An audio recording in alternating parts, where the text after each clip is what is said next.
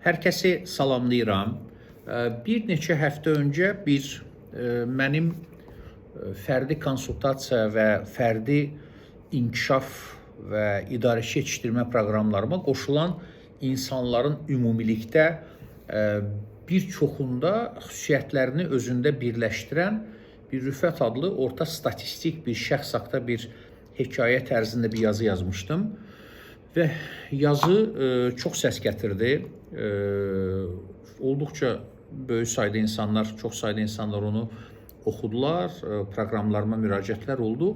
Və mən düşündüm ki, mən əslində bu yazımı, bu hekayə tərzli yazımı əslində həm də səsləndirə bilərəm ki, insanlar mənim enerjimlə, mənim səsimlə bunu eşitsinlər. Mən bunun başlığını, bu hekayənin başlığını özünü tanıdın mı vermişəm, başlığı təyin eləmişəm. İndi mən olduğu kimi hekayəni oxuyacağam.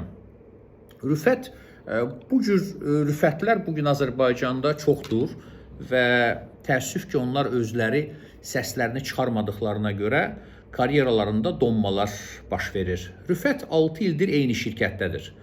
Peşəkardır, amma hələ də rəhbər deyil. Ondan daha az təcrübəsi olanlar isə rəhbər vəzifəyə keçirlər. Rüfətin 31 yaşı var. Amma bu hekayə 28, 30, 34 yaşında olan çox insanlara tanışdır. O artıq 6 ildir ki, eyni şirkətdə işləyirdi. Şirkətin daxili qaydalarını, müştəriləri, rəhbərliyin tələbləri, komandanın güclü və zəif tərəflərini yaxşı bilirdi. İşində məsuliyyətlidir. Tapşırıq veriləndə vaxtında edirdi, gecikmirdi, gecikdirmirdi işləri, söz verəndə yerinə yetirir, rəhbər də bir işi ona tapşıranda rahat olurdu. Rüfət bunu edəcək, əmindir. Komandada hamı bilirdi ki, Rüfətə güvənmək olar. Kiminsə işi çatmayanda o kömək edirdi. Kiminsə hesabatı gecikəndə o qalırdı. Və davamlı işləyirdi. Çox danışmırdı, şikayət etmirdi, problemləri qabardmırdı, özünü göstərməyə çalışmırdı, sadəcə işləyirdi. Və illər getdikcə öz içində bir inam yaratmışdı. Mən daha çox işləsəm, yəqin ki, məni görəcəklər. Amma görmədilər. Və çox təbii bir haldır. Çox işləyəni bəzən heç görmürlər. Çünki səsini də çıxarmır.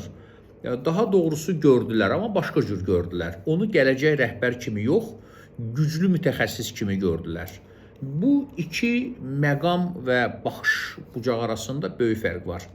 Rüfət işini yaxşı bilirdi, amma idarə etməyi bilmirdi. O məsuliyyətli idi, amma liderlik davranışı göstərmirdi, çox işləyirdi, amma rəhbərlik qarşısında öz fikir və düşüncələrini sistemli, aydın və inamlı formada ifadə edə bilmirdi. Bir dəfə şöbədə yeni layihə başladı və rəhbər dedi ki, bu layihəyə daxildən bir koordinator lazımdır. Rüfət düşündü ki, bu dəfə yəqin ki, növbə onundur. Çünki layihənin detallarını ən incə məqamlara qədər bilirdi, müştəriləri tanıyırdı, prosesləri bilirdi. Ən çox da işləyən oydu. Amma layihənin koordinatoru başqa biri təyin oldu. Rüfətdən 2 il daha az təcrübəsi olan biri. Rüfət bunu eşidəndə içində bir sual keçdi. Niyə məndən az bilən insanlar daha irəli gedir? O adam Rüfətdən daha da çox bilikli deyildi. Ümumiyyətlə, bəzən bilik vacibdir, sözsüz ki, amma bilik yetərli deyil. Bəlkə də texniki məsələlərdə Rüfət ondan daha güclü idi, amma həmin adam iclaslarda danışırdı. Rəhbərliyə riskləri əvvəlcədən göstərirdi, danışmaqdan çəkinmirdi.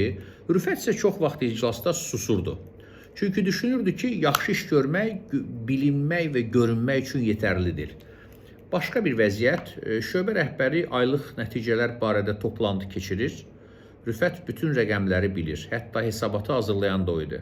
Amma təqdimat rəhbərin yanında təqdimatı başqa bir əməkdaş etdi. Rüfət kənarda oturdu, sual veriləndə cavab vermədi, amma təşəbbüs də göstərmədi. Müzakirənin istiqamətini dəyişmədi, aktiv olmadı. Toplantıdan sonra rəhbər ona dedi ki, Rüfət, yaxşı iş görmüsən.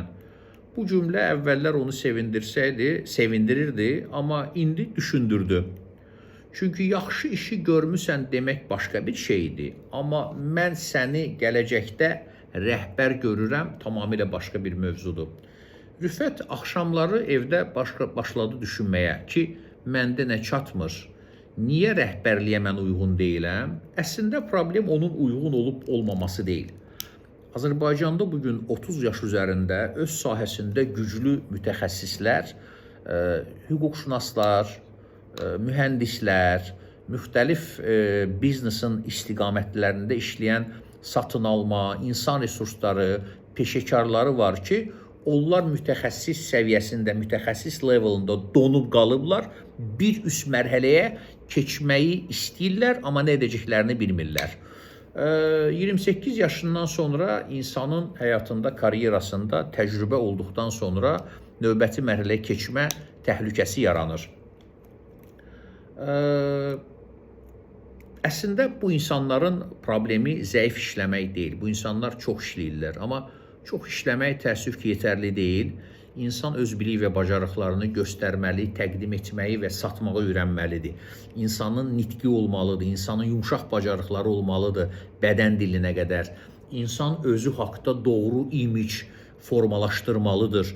İnsan idarəçi olmadan, rəhbər olmadan öncə rəhbər nələri bilməlidir, idarəçiliyin əsaslarını öyrənməlidir ki, rəhbər işinə və vəzifəsinə, statusuna hazır olsun. Və bu hekayəmin sonunda mən bir çağırış edirəm ki, bəlkə də əslində Rüfət zəif deyil. Rüfətlər zəif deyillər. Sadəcə növbəti mərhələyə nələr hazır olmaq üçün nələr etmələri gərəkdiyini bilmirlər. Bəzi müəyyən boşluqları doldurmalıdırlar. Daha da psixoloji baxımdan güclənməlidirlər. Sözü deməyə özgüvənli, sözlərini deyəcək qədər özgüvənli olmalıdırlar. Və mən çağırışım da budur ki, əgər sən rəhbər olmaq istəyirsən, amma bunun üçün hansı bilikləri, hansı bacarıqları və hansı davranışları inkişaf etdirməli olduğunu bilmirsənsə, mənə bu videomun şərh bölümündə İYP 3 hərfi yazmaq yetərlidir. İYP idarəçi yetişdirmə proqramıdır. Müraciət edən insanlara proqram haqqında məlumatlar göndərilir və biz dərhal insan üzərində onu gücləndirməyə, işləməyə başlayırıq.